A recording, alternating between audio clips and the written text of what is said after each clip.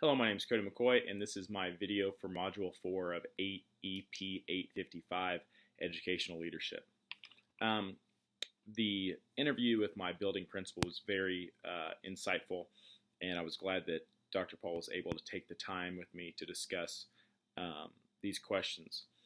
I found some interesting results from those conversations with her, and I think that the building I work in is pretty successful when it comes to being responsive to the culture of our students and keeping things relevant for our students. Where we fall short a little bit is where it comes to relationships and rigor. Part of the reason we were more successful with being responsive to our students' culture and being relevant is that these are district-wide initiatives. I think that this is something that our district has seen an issue with over the years, and they have decided to take this on at a district level, and they are asking each building to attack these things how they see fit. As far as the leadership style of my building principal, going back to Module 1, my building principal has a laissez-faire leadership style. And the reason I say this is because she has built a team around her to help her be successful and to help the building be successful. And they have very specifically assigned roles. We have an assistant principal who is the building manager. Any questions about facilities, timesheets for extra duty, personal days, things like that all go to one assistant principal. One of the assistant principals is in charge of higher learning. She handles all of the college classes and the College and Career Center, and also anything that has to do with the seniors and event planning like graduation and prom and things like that.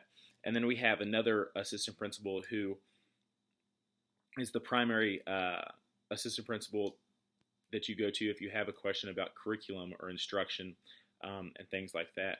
And then on top of those, we have at Washington High School a dean of students, and they handle discipline for the entire building. So discipline issues in your classroom, there's someone to go to that. And so these very defined roles that the administrators have within Washington High School make me say that Dr. Paul has a laissez-faire leadership style. I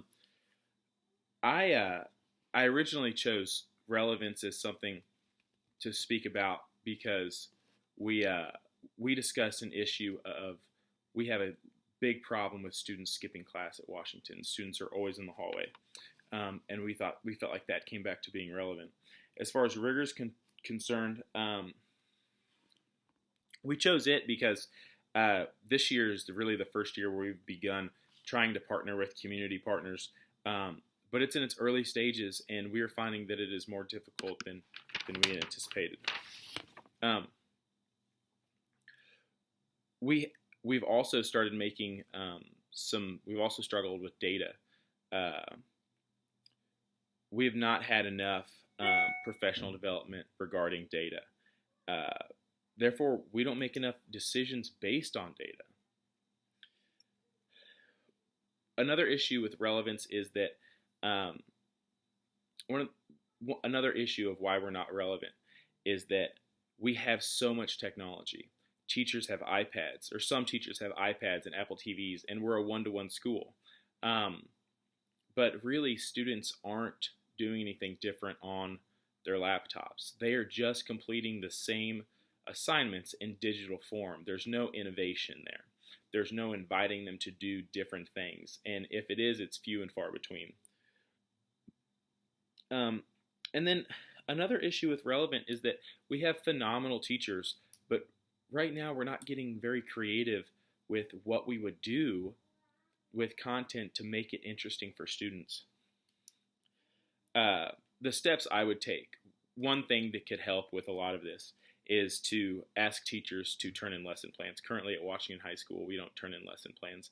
And those of us who do turn in lesson plans, I've never received feedback on in the 5 years that I've been there. And this is a crucial point. Monitoring lesson plans and making sure teachers are intentional with their lesson planning will help when it comes to relevance and rigor. We also need to begin having professional development about data. and not only looking at data, but how to analyze data and how to make instructional decisions based on data, and not just instructional decisions as an entire building, but how can I look at data within my classroom and make instructional decisions based on it. This connects to the PSEL Standard 3C, ensuring students have access to effective teachers and learning opportunities. The PSEL Standard 2C place children at the center of education and accept responsibility for each student's academic success. And then finally, the third standard is Standard 4G. Use data appropriately and within technical limitations to monitor student progress and improve instruction. Thank you very much, and I look forward to your feedback.